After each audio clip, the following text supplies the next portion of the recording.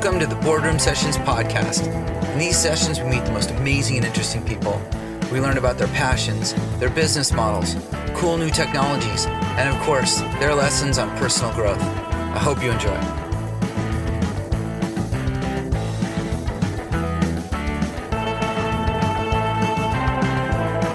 Welcome to the 2022 goal planning session of the Boardroom Sessions podcast. I have Dave Rhoads on for the second time. This will be the second annual goal setting podcast that we've done right at the beginning of the year here. It's New Year's Eve. We're looking forward to laying down for you what we plan on doing. Hopefully you get inspired, get your own goals going. Feel free to use us as accountability buddies and make it a productive 2022. Hope you enjoy. All right, Dave Rhoads, welcome back to the Boardroom Sessions podcast. And today we're going to be back on the 2021 goal planning. This is our second annual goal planning session where we review our last year and talk about what we've got on the agenda this year. How you doing, Davey? Mikey Miller, I'm doing great. It's not 2020, right? No, it's 2021. We had this conversation earlier. Sometimes I feel like we're stuck in 2020, but yeah, 2021 goals, little recap, and 22, let's go. Yeah, man. Yeah, it does feel freakishly similar to 2020 in the fact that this pandemic is still here and still taking turns and making things challenging for folks. But wanted to let everybody know here that by far the most talked about podcast of 2021 was the goal planning session that we had at the beginning of the year. We also dove into a little bit of vision boards with Bob Grew in that one as well. But I've had more people ask about it, share it amongst other people, forward it to people, etc. So we thought we would get at it again. Today is New Year's Eve. Dave and I are at Pacific City at Huntington Beach outside trying to get a little bit of vitamin D and sun on our face as it's been rainy for the past few days. So if you hear some people walking by and talking, it's okay. We're out in public and we're getting after it. It doesn't matter where we're at. We're still setting these plans and getting these goals here. So Dave, without further ado, you set some goals out on the podcast in 2021 that you wanted to accomplish. How did it go? Went great. Yeah. It went awesome. And frankly, Mike, it all stemmed from one big goal I had. And that was for a period of 90 days to remain alcohol free. And I crushed it. I had a little bit of a help from a group that I joined. And, never say never, but man, I've never felt better health-wise, business-wise, family-wise, because of that. So I want to get right after it. By far and away, that was the best and most effective goal I set that I hit. So your highlight of the year goal planning was that you wanted to go 90 days without drinking and you knocked it off. And now you're going to continue with that. So how does that look? Yeah. I mean, how do I explain it? It feels so good to wake up Saturday and Sunday mornings feeling good, right? And getting after it and being present for my family, being present for all the people in my life. It's been awesome. So as a guy who hasn't drank in about 8+ years, I know that that's a big change in one's life, and I could go on and on about what it did for me. But what were some of the social obstacles that you had to overcome? What were some of the people asking questions about you, the things of that nature that were unexpected when you first thought, hey, I'm just going to not do something for me? And then did you have to overcome adversity outside of just you? Yeah, I'd say the biggest social obstacle was in my head. That's really all it comes down to it. Nobody really cares. Nobody gives a shit. But you think they do, and you think that there's this big issue around it, right? And they ask questions, and it's a quick answer, and quickly the topic changes, right? Yeah, the one I had, and I think I remained alcohol free over 120 plus days, but the one time I had somebody give me a hard time was from a gal that frankly is probably one of the biggest drunks in our neighborhood. And that's it. People have a lot of questions. I think what's really cool, but ultimately, more curiosity than anything, which is, that it's been fun. It's been exciting. It's been way more fun than what I had going. So congratulations on that. Let's talk about business. So Dave, you're the CEO and president of Blue Street Capital. So how was business in 2021? Yeah, business wise, my big goal was we hired a key person to run the business as a CEO. So I moved out of the day-to-day into the board role, a chairman role for the business. And what I always say, we kind of hired a real CEO and somebody who can really scale the business and take it to the next level. So that was another big business goal I had. That has we've made that change, and I'll let you know how it turns out here in about 12 months. But so far, so good. We got a good leadership team. We have amazing people, and I'm super excited about what's to follow. So, did you have any fitness goals on the calendar last year that you declared to the folks? Was there a race or anything like that you had? Yeah, we had my main health goal, right? I kind of put it in a health bucket. So I didn't have a specific fitness goal, but the main health goal was to, get this period of time and get the booze out. Because I know I was doing all these really cool things health-wise. I was working out, I was eating right. But there was this kind of outlier here that I felt like holding me back from being my best. Good. Yeah. So for myself, a lot of the same. I had a fantastic year on paper, no doubt about it.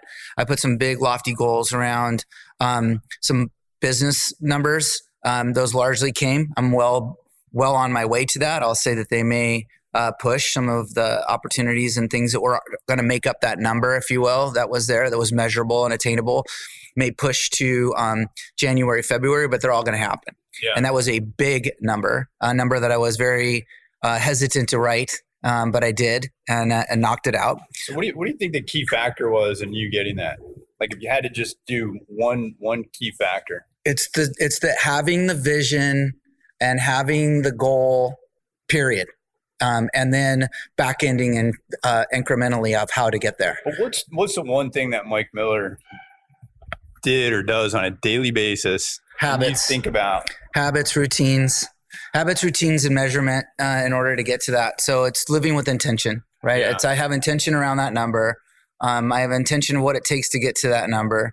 I then don't fully understand how it's possible to make that number in a 12-month period of time. Mm-hmm. Because it's big. I could do the math, but it won't equate to something that's realistic. But if I have faith and I get into action and I do things regularly, weekly cadence of measurement, I can build momentum and allow for some of the magic to happen that will get me between there and that number. And it's proven over and over and over in my life to happen. And I've had magic happen in the middle there. I could give you guys an example of some of that. Recently, I had on my vision board, for example, I had a picture on my vision board of a destination in Costa Rica. And I was luckily enough to be awarded a trip to go to St. Kitts in the Caribbean, which is not Costa Rica. And that trip ended up being changed about 4 or 5 months into the award trip because of COVID and travel policies, et cetera. So they rearranged the trip, and by all places, they picked Costa Rica. And they not only picked Costa Rica, but they picked the resort where I pulled the picture to put on my vision board. So you could call that a coincidence. I don't. I call that intention. And if I put intention down, crazy things align in my life to make those things happen. But that's not what I'm doing today with you here. We're literally looking at some goals and goal setting. Yeah, but hold on. I feel like this is a really important part and something, not to float your boat or whatever, but I know you specifically, right? And magic happens, right? But magic happens, one, because you work your ass off. Two, you're consistently focused on it. And three, your main goal is to go out and help people. Like you're never going into situating, what can I get? What can I get out of this? What can I get? You're like, how can I help at all levels? Whether it's, you did our ring deal for our business, albeit 30 seats, very little, but you're like, how can I help? How can I help? Right. All the way up to your biggest clients. That's your key focus every day. And you wake up going, how can I help? How can I help? And I think that's the eulogy goal. I feel like that's just, right. And that'll play into our vertical integration and goals. But, I talk about this with our team all the time. Mike Miller, at some point, it was like brain surgery, and somebody went in and said, Mike, just go in and figure out how you can help on every interaction. And it resonated with you at a very deep level. And that since then, you've just been on fire. I call it the Prime Directive, ripped off of Star Trek, if you will. That's the Prime Directive. Some folks have referred to it as the eulogy goal, right? So what do you want said about you at your eulogy, right? And Dave and I mentioned last year we had a eulogy. We actually gave a eulogy to a good buddy of ours, and we were able to say those things about that individual. And if you do this exercise and you truly sit there and you think to yourself, what are the things I want people to say about me when I go, right? I want to be of service. I want people to say that guy gave and helped me unconditionally for no reason other than because he's a good guy and wanted to help. I want to be that individual. And so in order to, if I operate with that mindset, that's how it goes. But there are other things I look to do in my life outside of that goal, that eulogy goal, that are cascading that will pull me into that. And in that eulogy goal, there are some other things I have that I want said about me, not just Mike's of service. I want Mike to be a hard charging badass, right? I want him to be a guy that, or it to be said about me that he was a guy that charged hard, that he went after it. He did big things. He didn't sit around, those kinds of things. So if you start with that kind of mindset, you back into, well, we're doing it right now for a year. We're doing a 12-month goal plan, right? And then we'll walk you through how we go back and put those into an action plan. But it has to start with the end in mind. That's my belief. And that's not mine. It's what I've read. It's Stephen Covey, begin with the end in mind, right? That's right. Yeah. Habit number, I think one's be proactive, two is begin with the end in mind. And he has that. If you ever, they have the YouTube, I think it's like 3-4 minutes where he walks you through your own eulogy, and it sounds kind of morbid. It sounds kind of screwy, but it's not. It's really good, proactive, hard work saying, what's important to me at the end of my life. And you never see dollar signs, right? You never hear about that. You can't take it with you. And while it's important, right? It's like, what did my kids say about me? What did my wife say about me? What did my closest friends and family say about me? It's not, it kind of is morbid, but it's, the ancient Stoics had that term for it, memento mori, right? If you acted every day as if today would be your last day, how you speak and your actions would be way different. So agreed. So let's get into it. Hold on. So that vertical integration, that's the hard part, right? I think the hard part is spending the time to really think about that, right? And a lot when you'll do that, you'll hear a lot of virtues come up, right? I wish I was more courageous, or I wish I was more grateful, or I wish I had more hope, right? So I feel like if you can do the hard work of what soul goal, jumbo goal, at the end of your life type stuff, it really kind of makes what I need to do this year way easier. And I feel like some people make goal setting process way too complicated. It's not. Keep it simple. Start with what's the one thing, if I did it this year, would knock over everything. And if you can come up with one solid thing that would, cover all your bases, right? And the energy bucket, the work bucket, and the love bucket, it really makes things a lot simpler. And so there is be of service, right? For me, it's perfectly works right in there as far as a value. As long as you start with be of service to yourself, right? Which it has to be in there, right? It has to be in there. Yeah. It's you. If you don't take care of number one, how good are you going to be to your family? How good are you going to be to your business? It's like you want to take care. I think a lot of people, in my view, screw this up. It's like put your health, put you at the top, right? So you can be the most kick-ass version you can and help everybody else. I feel like moms, right, have the hardest challenge with this, right? Because they're just genetically programmed to take care of their kids and put everybody first. But gosh, I wish it would resonate with them if I take care of me first, I'm going to be way more effective. I'm going to be way more powerful for my family. Right. Agreed. I wholeheartedly agree with that. So we're back to, this is part of the eulogy goal, folks. It's building the values that you want to exude in your life, that you want to live your life by, right? Have those values and mark them down. I did an exercise this year that was different for me. I wrote a plus sign on one sheet and a minus sign on another sheet. And I started writing words down, call it a word cloud, if you will, of things I want more of in my life in 2022 and things I want less of in my life in 2022. And these are things that I just started to write down. It's been going on over time. I've run to this list several different times during the day for the past few days as I started to think things through. I was in yoga the other day and some came up for me. I'll just read a few of them for you. So things I want less of, these are things I want to eliminate in my life and have less of. They would be anxiety, judgment, expectations, less TV, less fear, less sugar, less procrastination, things of that nature. Okay. And the list goes on. And so on the plus column, I have more adventure, more peace, calm, more abundance, more faith, more travel, more reading, things of that nature. And so you keep going down the list, you start to see what those values are in your life that you want to attain and you want to accomplish. And then you can start building an actual plan together for the year of how you're going to go about it. So let's back to those values. It's, the plus side is things that energize you, right? And the minus side is things that enervate you. So let's take TV, right? Or I guess you could put social media in that bucket. It's like, if you ever want to wake up and feel shitty, get on social media and start redlining yourself with it. There's comparison. It's comparisons, it's judgment, it's seeing the other folks and then immediately looking at what you have and it's just not good.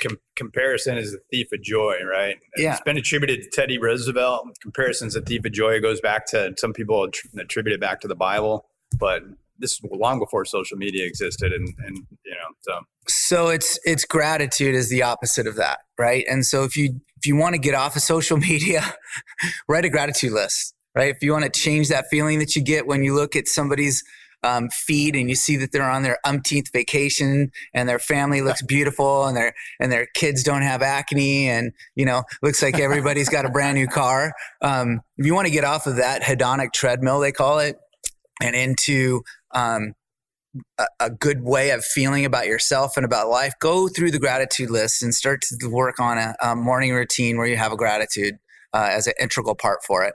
And it just starts small. Give me 3 things that you are grateful for today, right? And they don't have to be gigantic. 1, you woke up. How about you woke up in a warm bed? I guarantee everybody on this podcast right now that's listening to this woke up with sheets and a pillow and a covered home with not a dirt floor, right? With flushing water, with electricity. That's a great place to start because there's a significant amount of people in the world that did not wake up this morning in that environment. Right. That didn't have it that good. Thank God I have a heart. Thank you for my heart that beats without me thinking about it and pumps blood through my body. I mean, that's a great place to start. Start with gratitude. So one of the practices that I do every morning, I know Dave does as well, is we go through a morning routine. I call mine the morning ritual. And the morning ritual, we're jumping ahead here. This is part of the habits part of what we build in a routine here. But it's worth noting that this is an integral part of my life and has been for many, many years. And many of my friends, I'll compare notes on what our morning routines look like, but they all have several of the components. They all have a gratitude list. And they all have affirmation statements in them of some type. Affirmation statements would be like I am statements. And for me, they're often counterintuitive. So if I'm feeling a little lethargic today, or I'm feeling, I might say something like, I'm full of energy. I am beaming with light, right? Something of that nature. If I'm feeling discombobulated and a little bit confused and a little bit anxious about things, I'll go with something like, I am clear, I am a man of action, I am thoughtful, things of this nature that will kind of put me in a counterintuitive state to that. And it's proven without doubt with science. If you want to go look up Joe Dispenza, he has an entire career built on neuroplasticity and tricking your brain into thinking that it can do things. And if you tell yourself, I am statements enough, your body doesn't know the difference. Your brain does not know the difference between what you're telling it and what is actually going on. So a morning routine is a critical point and a big part of what's been working in my life. Yeah.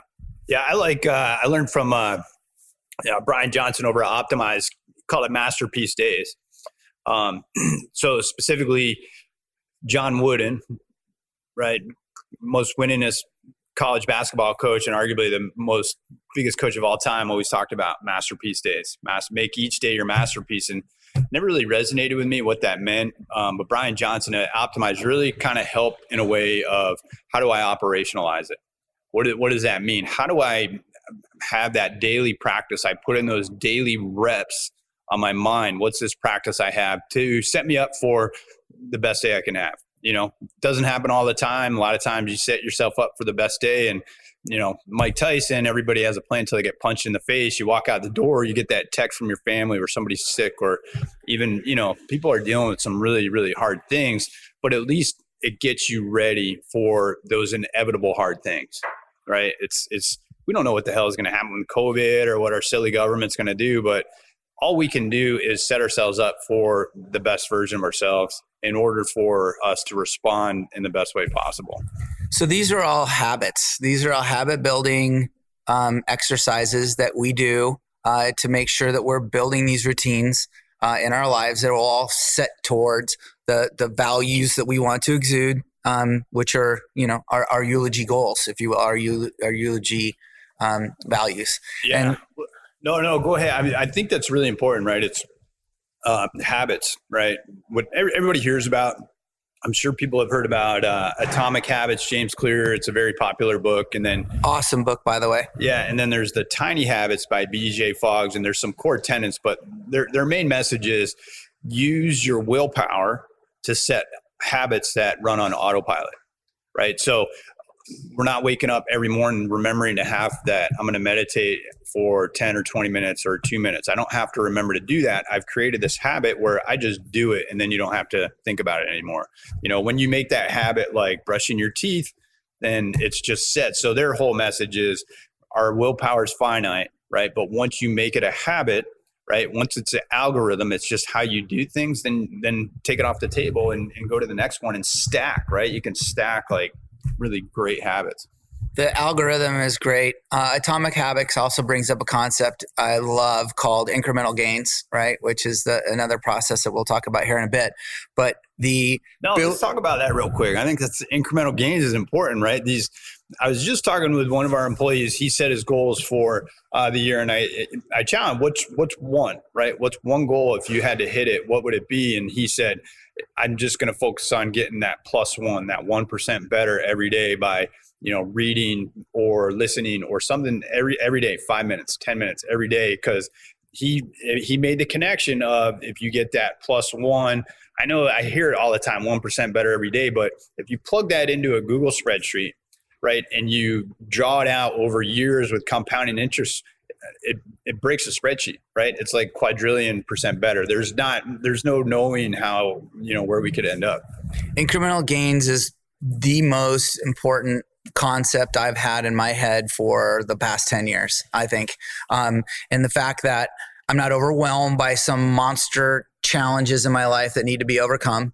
I'm largely very happy with life and my life and things that are going on in my life, the people that I'm connections and people that I meet and things of that nature. So what I end up doing is focusing on how I can build a bit more every day and several buckets. And we'll talk about the vertical integration here of those buckets, but mind or body, mind and spirit. And I work on those And I build these routines in my life where I inspect and plan, inspect and plan, inspect and plan on the daily. When I'm doing things well, it's on the daily. It's without fail, it's on the weekly, but usually on the daily. So and question, how long does that daily practice take you?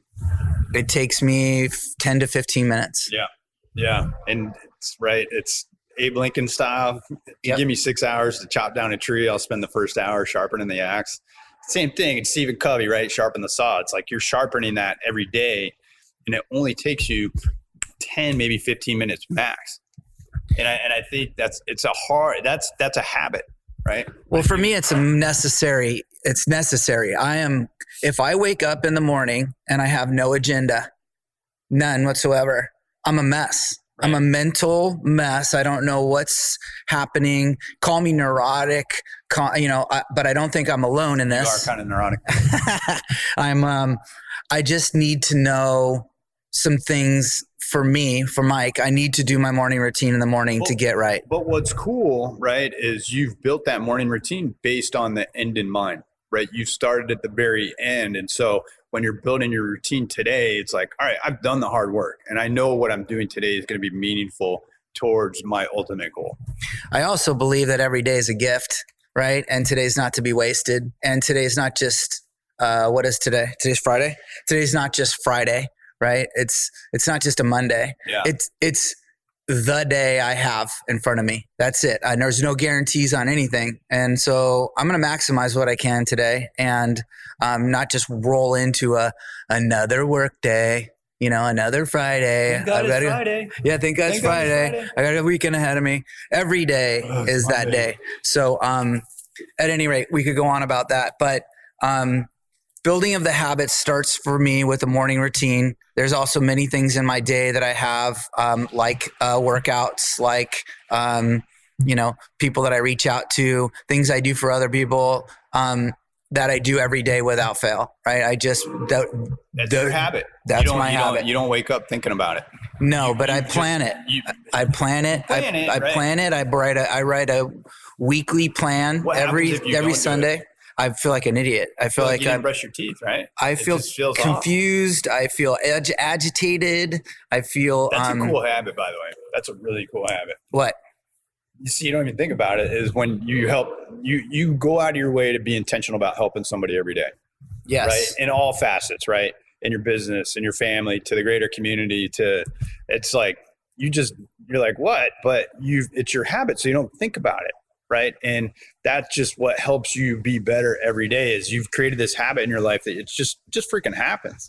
I look for inspiration too. I look for people that I think are, huge givers. And I'm surprised by the way where those people come from and where the people that I meet, because on the outside, it may look like they're not this great individual, if you will. And then I get into this form of, I'm blown away by the individuals, giving and the way they're of service to others. And then I think to myself, wow, I judged that guy. I sold him short. Right. So I learn rules. Default of our world. Right. And really, I believe this wholeheartedly is 99.999% of our world is absolutely beautiful and all the people in it are, but that's not what we get fed.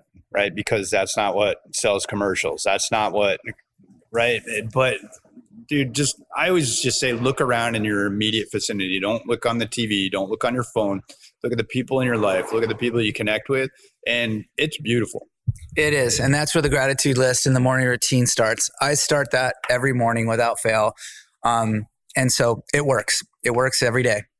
Live in gratitude, people. Dave, let's talk about the vertical integration of the goals. So we've talked a little bit about building some habits, and we'll dive into that a bit more as we go through some of the actual goals that I'll declare here or tell you what I'm working on as an example. And we'll talk about the integration of it, right? So there's a couple concepts that often get confused here when we're talking about a yearly goal plan. I know I've mixed in vision boards and things of that nature, but they're very different. Let's talk about this today from a goal perspective, right? Things I would like to have more of in my life this year, things I would like to do more this year, and then things I would like to accomplish this year, things that are measurable and attainable in that. And so I break mine down into 3 categories: Right. body, mind, and spirit. Yeah. Right.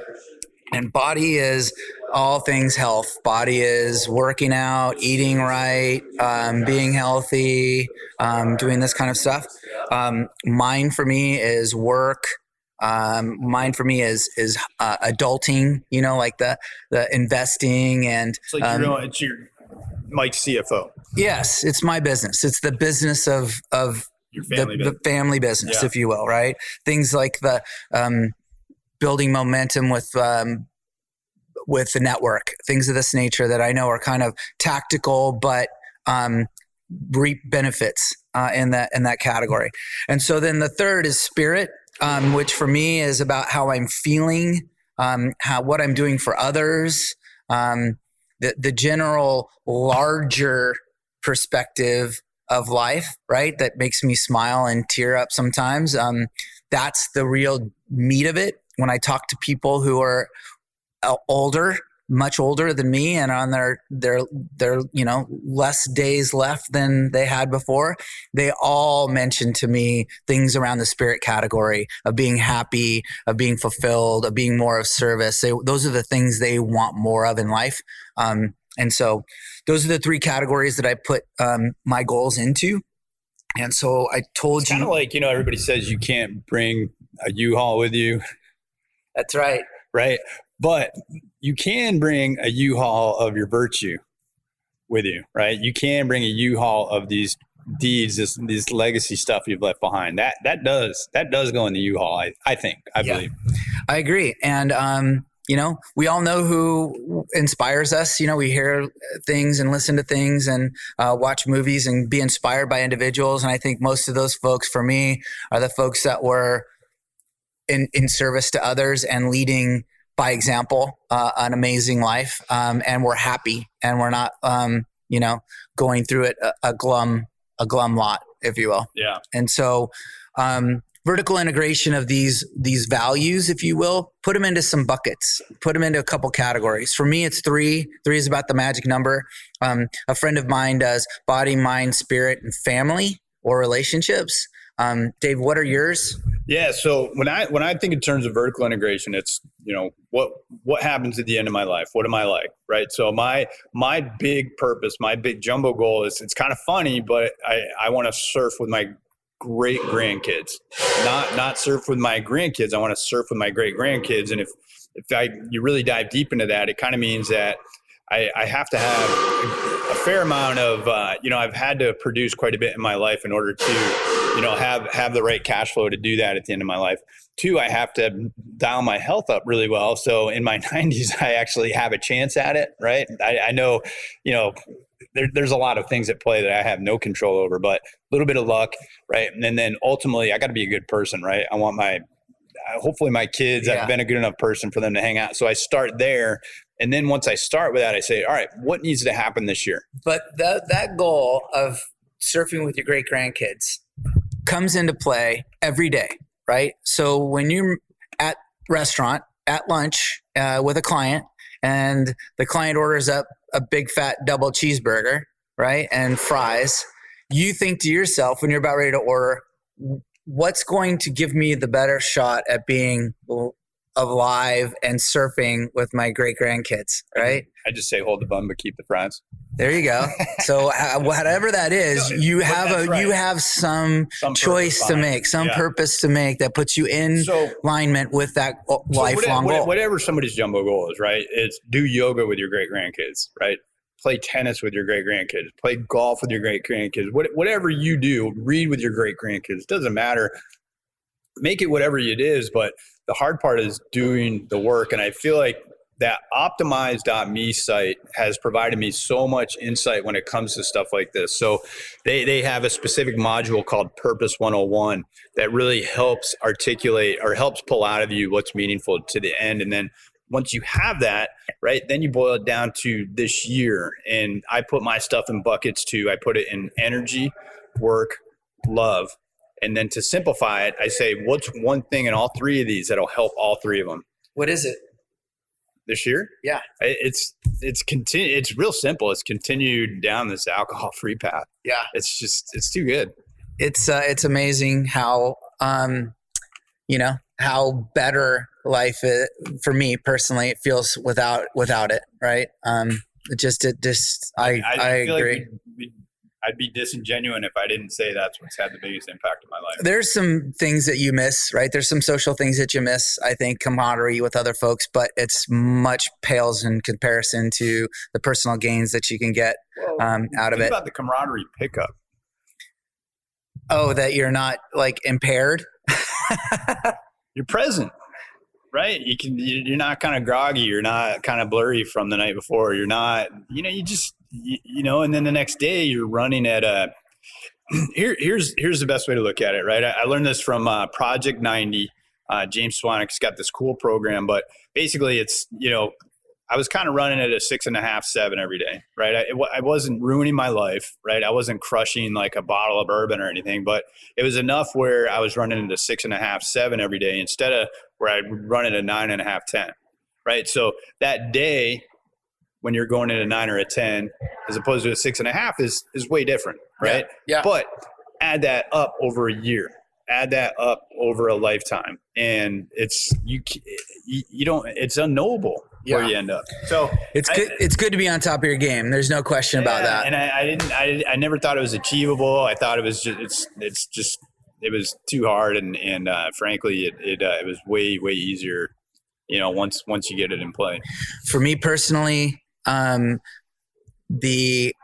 it's been 8 years. It's been a little more than 8 years now since I've stopped drinking. And for me, it was the single hardest, still daily commitment toward it, decision I've ever made. And has been also the most empowering thing that's ever happened to me. Because if I can do that, if I can make that decision and that change in my life and change a pattern that was not for the good, and a pattern I saw in parents, grandparents, etc. If I could change that in my life, midlife, then what else could I do? Right. That means to me that there's just limitless opportunities, right? It's unknowable, right? Everybody has the opportunity in their life to make some changes that are empowering. The goal here we're trying to lay down here is just to share with you what we're doing and hopefully give some inspiration for you to do some of those in your life as well. And we're not suggesting to everybody that you have to quit drinking. We're just saying that for us, those were things that we needed or that we chose to do. It's a commitment for me. It's a commitment to myself. And I believe that everybody around me benefits as well from that change. Yeah. Yeah. And also in kind of to play on this, right. It's everybody's, a lot of times we think in terms of what can we do? What can we do this year? How can we set some big goals this year? But the things that really move the needle, so to speak. Okay. What can I stop this year? Right. Yeah. It's the additions and the subtractions, right? Like I started with the plus and the minus sheet. What do I want more of in my life? What do I want less of in my life? That's right. Yeah. Yeah. So just think in terms of what are the major things in each bucket. I always think about what's energy wise, right? Moving, eating, sleeping, breathing. Energy wise, what can I stop doing? Right. Love wise, what can I stop doing? And then ultimately work wise, what can I stop doing? Right. So I take in terms of, in business, what can I stop doing? What am I doing that's adding no value to the world, right? What can I do that's adding no value to me? For me, staying out of email as much as possible is always a big stop goal, right? Because it gets in the way of me achieving, my bigger goal. Agreed. And so we're talking now about the vertical integration of the values that we set forth, the things we want more of in our life, the things that we want stated about us at our eulogy, and we're putting it into buckets, right?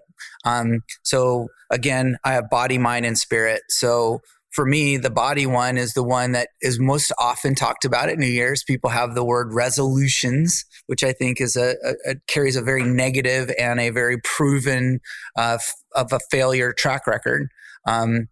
people resolve to do something, but they have no plan in place, therefore they fail at doing it. It's natural for humans to fall off of that. So for me, in the body category, I have to put some goals down that keep me going toward that goal, that will keep me building these habits, that will keep me on track, and keep me accountable to myself for that goal. So in the body category, one of the things I do every year is I set a race and I put it on the calendar and I pay the money before New Year's Day so that I have it on the calendar so that day one, New Year's Day, Sunday, I will wake up with that goal in mind and I will know that I have to do some things. Last year, it was a triathlon. I picked a half Ironman, Santa Cruz half Ironman in September. And it kept me running, it kept me riding, it kept me swimming with some guys that I would not have normally swam with. Yeah. There were umpteen times during the year, Dave, you and I talked about doing something and I was like, I got to go hammer the bike today. And so some of those things tried to drag me down with that car or drag me up, but I didn't want to commit to it. So largely I stayed fitter than I would have if I didn't have a goal in place. Let me ask you a question. Do you think triathlons are a healthy thing to do? Do you think they actually play into Mike being kick-ass in his 90s? We could debate that or not. It was a race. I chose to do the race. No, I know, but you think about it. It's our marathons. You know, I just... So if we're going to go down this rabbit hole right here, I'm going to tell you that long distance running. I'm just asking a question. I'm not suggesting one. Running in the dirt is fun. Running in the dirt, to me, trail running gives me, I can run there. I can run medium distances, if you will. Yeah. I think that for me personally, my body starts to break down if I run too much, too long, too often. Right. So I think I need to mix in other things. Yeah. So I don't know. If you ask, you mix in a lot of things, but when you're training for the tri, you're not, right? They'll say you do, right? Because you're swimming, you're running, you're biking, but I don't know. It seems, I get it, right? People who do tries are super healthy, but from a longevity standpoint, do those make sense? I don't know. We can debate that. The goal for me is to have a goal. I have a race on the calendar, an event that keeps me going after it, right? Which makes sense. You're a competitive guy, right? You want to finish at the top. It checks a lot of boxes for you. It also keeps me focused with that goal that I have things to do today to go after it, right? So it's not like someday I'm going to go do a triathlon. It's like, no, it's not September and it's September 12th and I've got the family and I've got a hotel reservation, the family coming with me, and I'm going to be doing a race. So I got to get out there and get ready for it. How I think about with golf, right? It's like I always kind of go out and just play for fun, play a few holes here and there. But I always think if I had a competition, if I had an event, then my practice, my play would be way different. So that makes a lot of sense. Yeah. And so 2022, Mike has 2 events on the calendar for the body category. I'm going to do. Are you going third person now? Yeah, I'm third person. I've heard that makes me sound more important if I'm talking to myself in the third person. Good catch, Dave. I didn't get that. Sorry. So I'm going to do a Catalina crossing via paddleboard. I haven't decided whether I'm going to do prone or stand up. Most likely stand up, but we're going to go from Two Harbors, Catalina to some point on the mainland here. I'm in on that. You're in on that goal? I'm in. Dave said it. He's in on that goal. Man, I'm happy to hear that. That means a lot of training time together with you and me. And so let's just talk about that for a second. So setting this goal here for a channel crossing via paddleboard means that we have lots of training to do out in the ocean. We have to get up early and paddle at dark some mornings to get enough time on the paddle. It means that we're going to see wildlife. We're coming up on January, February here where we're going to see some whales in the ocean. We're going to see dolphins, sunrises. The cascading effect of what we will gain out of training for that crossing far out surpasses the actual crossing. From a virtue perspective, right? From a virtue perspective, it checks that adventure bucket, right? Adventure, awe, nature, connection, all of those. Yep. I love fitness, right? It'll bleed over into the eating category. It'll bleed over into the weightlifting category to make me stronger and do things of that nature. So it checks a lot of boxes in that regard. Does it check the longevity box? The longevity box, it might actually counter it. I don't know. Does it? I feel like, I don't feel like it's as taxing as a try, but it's not as taxing as a try. Could be a little on my shoulders. My shoulders are getting sore just thinking about another crossing. But at any rate, that's the goal. So I'm hoping you guys understand the main point here. The main point is to put something out on the calendar that keeps you motivated and working toward that event, so that you can continue to build those habits. Like do a beauty contest or do some kind of you ever heard about that? No. We're like, they're our age and they got to stand up on stage in front of everybody in a suit or a bikini. And it's like a actual, I wouldn't do it, but I just think in terms of different fun things you can put on the calendar. Whatever that is, get after it is my point. And if you put something there that's going to keep you going, that's the goal here. And so for me, body, I start with one of those events, and therefore lots of the other things come into play, right? One key concept I think is important, and I try to remind myself of this, right, is the why. And we talked about this last time. Why are you doing this, right? It's not because you want to post on Instagram, rip six-pack selfie guy, right? It's because you want to be the best. You want to be the most fit version of yourself for the world. Right. So you can help, so you can provide, so you can do all these things even better. Fit for service. If I'm going to be of service, I need to be fit for service. That's right. Yeah. I also need to be a role model, I think, which sounds arrogant, I think, when it's stated out loud. But I think that if I am on my best game, I'm doing the things that I declare I want to do and my values, if you will. Those exude to other people, and then people are motivated with me. Dude, I don't. And then I'm being of service. I don't think being an exemplar, right, and being the best version of yourself is sounding arrogant at all, right? I don't think there's anything you could do more than that than make your life your argument, right? Make your life your lecture. No matter. I love that. Make your life your argument. I don't know if my kids will listen to this. They probably won't, but if they did, it's nothing I say is more powerful than my actions and how I behave on a daily basis. And you're the one that told me kids don't do what you say.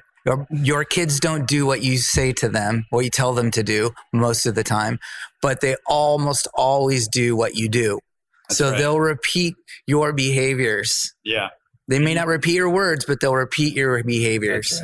That's right. So I think, being a great exemplar is a really, really, really amazing and a really cool thing and a really great service you can provide to anybody in your life. Maybe even somebody that you don't even know is looking. I know some of my greatest mentors are people I've never even met, and I've just seen their actions and I've kind of followed them and take Stephen Covey, for example, right? It's like, I've never met that guy. I've heard him speak live.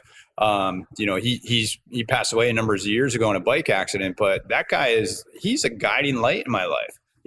John Wooden, that guy is a guiding light in my life. And that's what's so important about this work and this legacy work is, knowing full well that you doubling down or us doubling down and being the best version of ourselves you never know who it can help. Agreed. So let's follow the vertical integration here on this one goal of this paddleboard crossing. Okay. Yeah. So Catalina crossing is 26 miles essentially, right? Or 22 to the shortest part. We're probably going to do something around the 24 to 26 mile range, I think is what's going to happen here. That being said, that's daunting, right? Do I go out and do I take a triathlon or a marathon? It's almost a marathon, a little more maybe. Distance guide and start breaking that down. That's one way to do it, right? However I do that, I know that there are things I need to do today, tomorrow, to get on track with that crossing. I need to paddleboard. I need to put time on my calendar for the week where there are multiple times to paddleboard. I need to sucker Dave into doing it. I didn't sucker you. You volunteered right here in front of everybody and declared it that you're going to do it. So I got my training partner. But there are things that I need to do in my week, in my month plan to keep me on track for that. Right. And so that's the vertical integration as the way it works for me in my life. That's the goal here of having that plan on the calendar, is so that I have things to do, right? I'm going to make it fun. So I believe that making these goals has to have several elements for them to be the best chance for success. One of them is fun. Okay. And so if I make these goals fun, and my workouts and the things leading up to that goal fun, I'm much more apt to do it, right? Because that's a core virtue to you. That's something core to Mike. Yeah, fun, it has to be fun. That's to you. Just remember, everybody's got different virtues, right? Everybody's got different values. So to me, fun and humor is one of my core. But it's not. It might be important to some people, but it might not be number one. So I think it's important to point out that, you know, people do their own work and figure out what works for them. There's a really cool website to help discover this. And I think this work is probably the most important work somebody could do prior to setting goals. It's viacharacteristics.org. It's a guy, Tom Rath, who wrote a book, Eat, Move, Sleep, Eat, Move, Sleep. And he's really done a lot of work. He's one of the leading researchers around this, but just walks you through a bunch of questions that help you divine your top, 5 or 6 core virtues. So when you go and you set your goals, you have a good framework for, hey, does this fit in? Does this check that fun box? Does it check the adventure box? Does it check the discipline box? All these things that are core to Mike are going to be way different than, or everybody's, it's like a star, right? Everybody's are going to be a little bit different, but the key thing is to really know and understand what your top ones are. And so along that line, fun, in order to make this paddleboard crossing training effort fun, there are things I can do to make that a reality, right? For one, I'm not going to paddleboard on some trainer inside of a room. I'm going to get outside and go train regardless of the conditions. So there'll be some fun days there and there'll be some challenging days there. Also, there's a litany of events across Southern California here, for example, and all over the country for that matter. People paddleboard on lakes and other things. And so I can go to Paddle Guru or one of the websites that have all these races listed. There's a race in San Diego in February. End of January. Yeah, in San Diego, Mission Bay. And the whole paddle community will be there. I'm going to go down to that race and race in one of those races, not to race to win the race, but to go be amongst the crowd, to see and be inspired by the folks in the scene. Well, remember we talked about it, and now we're jumping in, and I think this is probably the biggest part to help you achieve your goals is you're talking about joining a community. Yes. Right. So Angela Duckworth, book Grit. Everybody has probably heard about it from some other level. The fastest way to obtain grit is join a gritty community, right? Join a community that has that same level of passion. Join a community that has that same level of perseverance. So hands down, when I'm kind of reviewing what happened in 21, I executed my goal. The ones I did do, the ones that I knocked out of the park, it was because I belonged to a community that held me accountable to that. And that's exactly what you're talking about here. It's like you got this paddle goal, but these community you found, I've heard you say it before, these are my people. Yeah. These are my people. I love being around it. And I think that's so important to never undervalue, right? And in a way, COVID's, it's kept us out of those communities, right? It's helped us create some more online virtual communities maybe that we wouldn't be a part of, but gosh, that joining a community is so critical to success in my view. It is. And so I put these fun things down on the calendar to go and have these events that help me stay on track, that help me stay focused on that goal, help me get exposed to some people. And then one thing that we talk about, Dave, you and I, we're doing right now is accountability, right? And so I have an accountability buddy in the workout, right? i.e. you in this manner, and several others that have declared that they want to do this as well. So therefore, I have people that are going to say, hey, what's the week look like? When's our workouts happening? When are we going for paddles? And we'll set these things up together. And, at 5:45 in the morning, if I'm not at the beach, you're there. That's bad on me. So accountability is going to be all about being there, right? And so that's important to have that accountability in your folks. And by the way, to have somebody that's holding you accountable, they don't have to do the same event to be an accountability buddy. They just have to know what you've declared that you want to do, and then ask you the question, hey, how you doing on that goal? Right. And so you have to then put it out there. What does accountability mean to you? Sometimes I don't know. Accountability, I have a hard time with that word, but to me, it means that I Googled the etymology of it to try to come up with a better phrase around accountability. But it's, I guess it's just one of those words that always kind of bothered me a little bit, but it doesn't bother me at all. It means that I have other people that know that what I want, what I've declared I want to do, and therefore are helping and, or at least asking if I'm on track to doing what I said I was going to do. Or I think what's even more powerful is to be in that community. It's just an expectation. Like nobody's checking on you, but they know if you're part of that community, you have certain expectations that's just what you do. Yeah. And so I think, to me, that's why community is so powerful. It's not asking, hey, did you do your shit? It's more, to be a part of this, you have to play at this level. You have to be, doing these certain things, and it's almost an unsaid thing. Very good point. Very good point.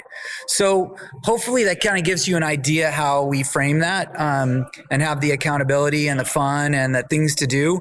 But it keeps going for me. And I think that large amount of the goal setting gets lost right here, what I'm going to dive into, which is the tactics.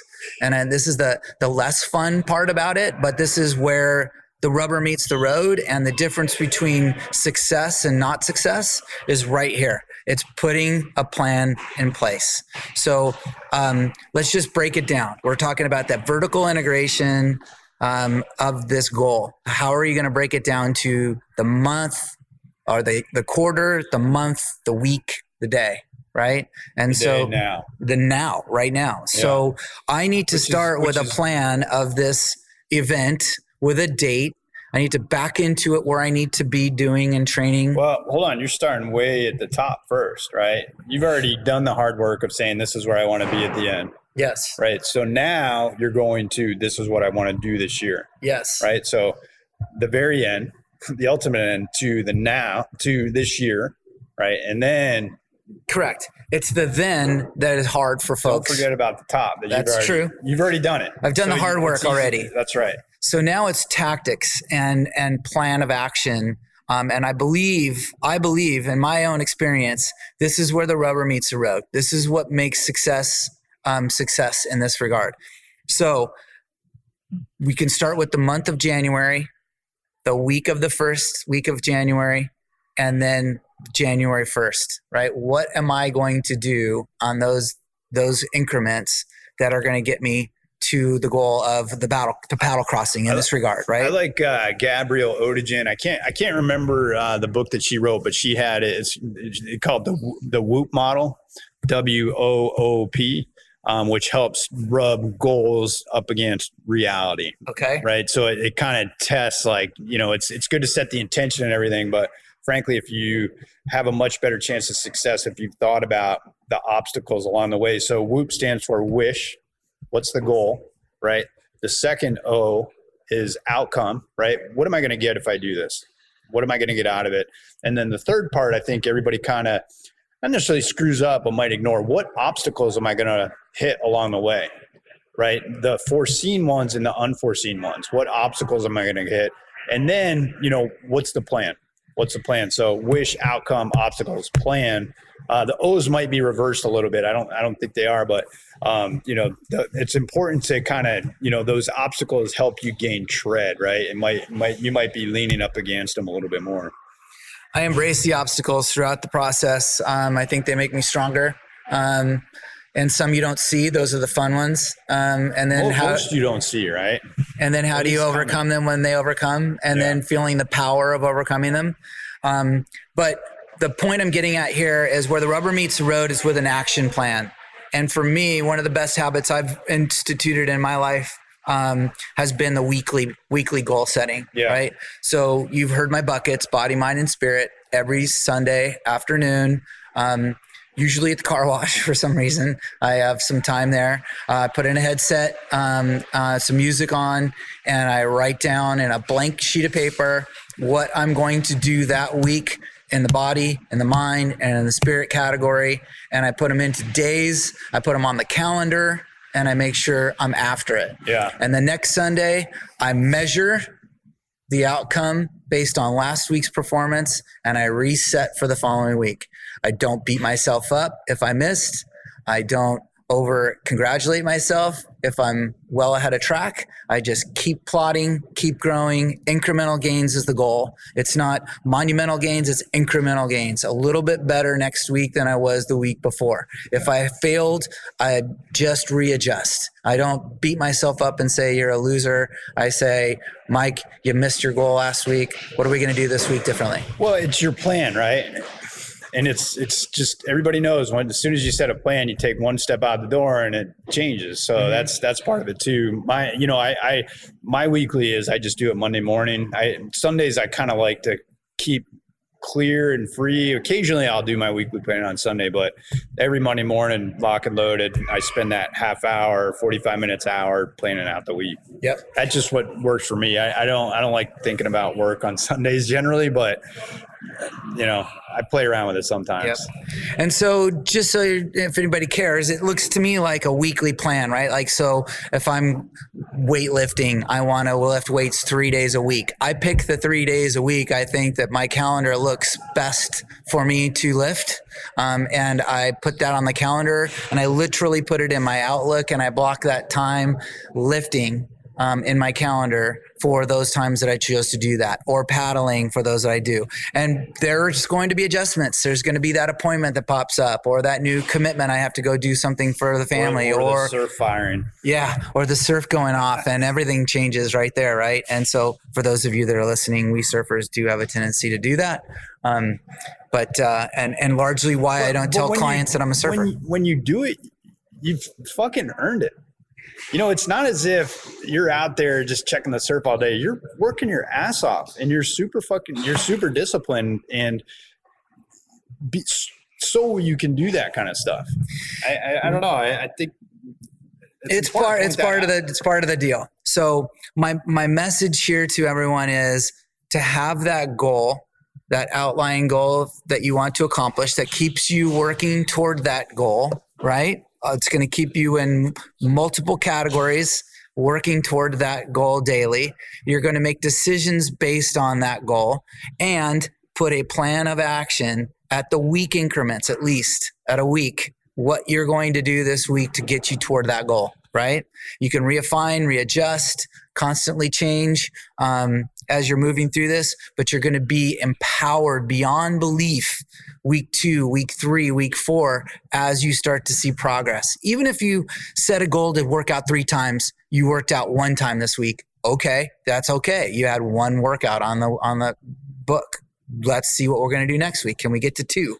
Can we get to 3? Right? Those kind of things are going to build momentum. You're going to have that momentum in your life, and things are going to work for you towards these goals. So that's just one example of one goal in the body category that I'm going to have for 2022, and get after it. So make it fun, have an accountability group, build some community around it.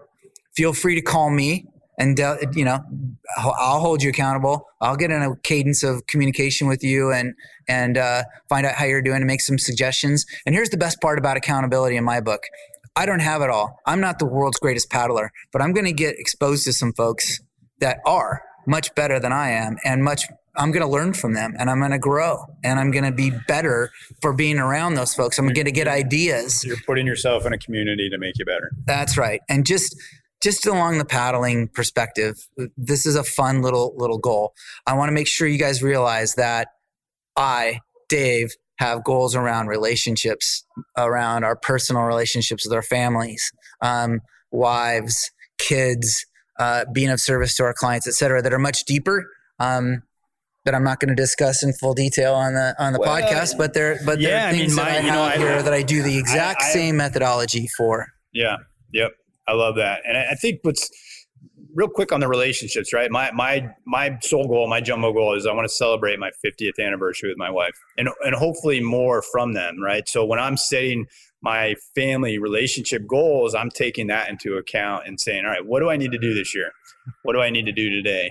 It's hard, man. You need to stay married if you want to make it 50 years. Married, but I think we all make a mistake where we spend so much time on our health and so much time focused on our business. And, that relationship side needs as much of probably both of them combined and doing the work. And the rewards are exponential, right? Yeah. If you have a loving relationship with those closest to you, then you're able to give more love to everyone else around you.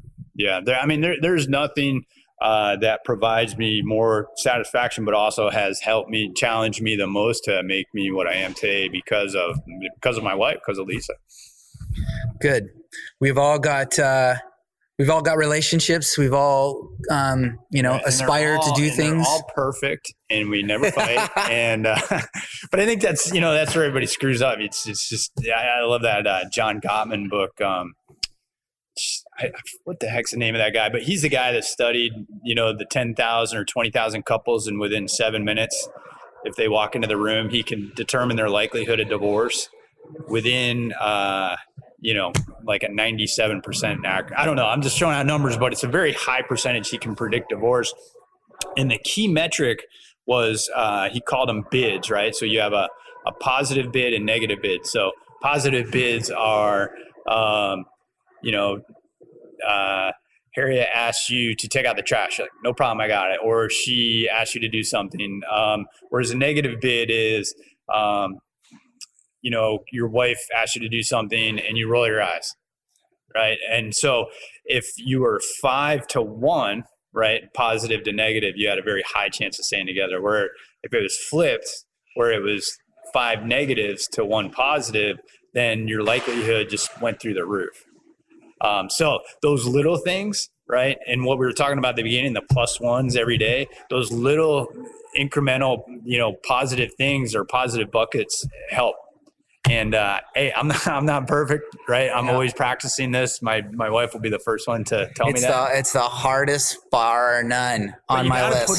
You got to put in the reps, right? And everything you do, and this one is the most important thing. You got to put the reps in. It's the hardest on my list without fail, and it seems counterintuitive. It should be the easiest, but I just go back to my overall eulogy goal and my value statements, right? That I want in my life. I want to be of service. And so if I'm of service to my wife, then, truthfully, everything else falls into place. Am I? I don't know. I have to go and put some goals today of what I can do, right? And I can treat every single opportunity. I'm afraid of that answer. So at any rate, I hope you guys understand where we're going. I'm going to recap here real quick.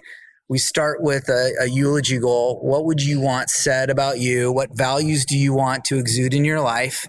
At your eulogy, what if you were to die, what do you want your friends to have said about you, right? And what are you doing to build that in your life? Okay, that's the end goal. Now put some goals down in place, put some categories down called vertical integration of those goals that you can accomplish this year, right? And so some of them can just be more of things you want in your life, right? Yeah. So one of my body, I'll stick with body because it's pretty generic, is to get stronger, right? If I get stronger, I'm going to build more muscle. I'm going to live longer, right? So there's this cascading effect of good things in my life, which qualify for me to have that as a goal. So if I want to get stronger, it's measurable, okay? I can start with 45 pounders today, 50 pounders tomorrow. That's measuring success. I'm getting stronger.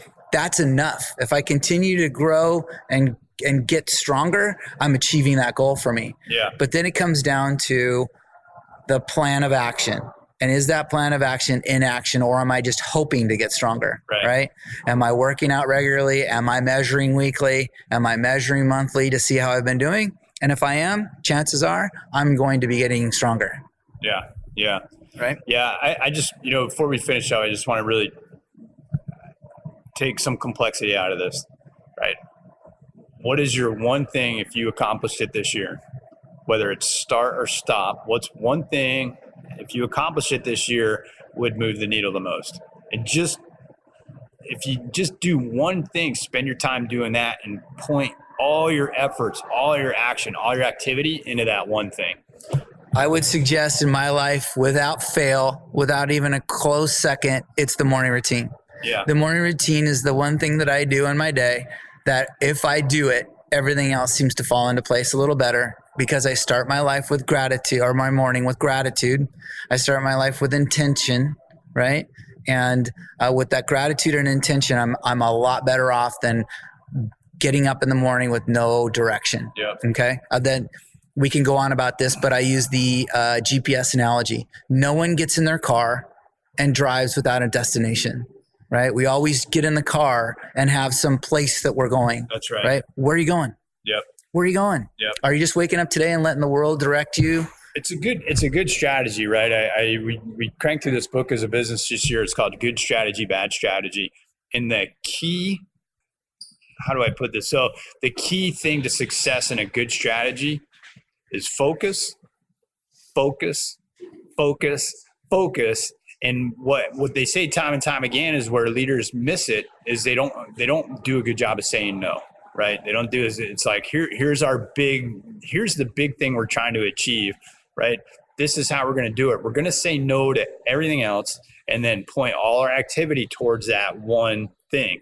And the hard part is making sure that activity is coherent, right? So one action helps the other, helps the other, helps the other. So just that cascading effect of having the overarching goals have all the sublining goals. So your longevity goal of surfing with your great grandkids means that you have to be healthy, means that you have to be surfing, means that you have to have a relationship with your great kids, with your grandkids, right? To have your great grandkids be surfing with you. So that's what we mean by the cascading effect. So pick some goals that have a cascading effect of healthy things in your life that are going to make you all good benefits. Or if you haven't set goals for this year, fuck it. Just write, what's my one thing this year?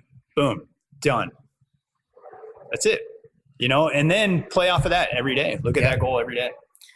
So happy to be an accountability buddy to anybody here who's setting some goals for the year.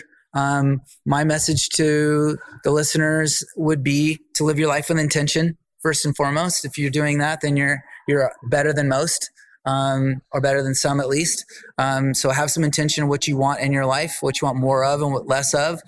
And if you want to go through some of the exercises that we've described here, such as the plus and the minus columns, and then putting that into an action plan, I'm happy to discuss further details. But, the values I want to accomplish in my life dictate my daily routine. And I'm living with intention, and I'm hoping to inspire some of you to do the same, and look forward to hearing some of the feedback there. Dave, I know you're a man of intention, and I know that you're going to knock it out. I'm looking forward to training with you for a channel crossing.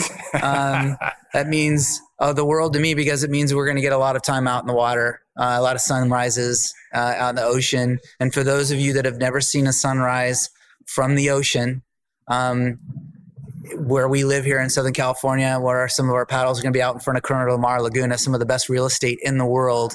And we'll be out there witnessing that before we get our workday done. And the best part about it for me is that we're going to be done with our workouts before most people are even up. And so that gives me a feeling. Anybody that wants to join, let's go. Yeah, let's get some.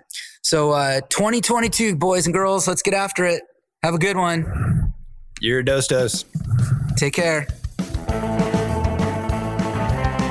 Hey, Mike here. Hope you liked this boardroom session. Please check back to our future sessions as we're recording a new one every month. If you want to reach out, look for me on LinkedIn or send me a note at mike@sidepath.com. That's Mike at sidepath.com.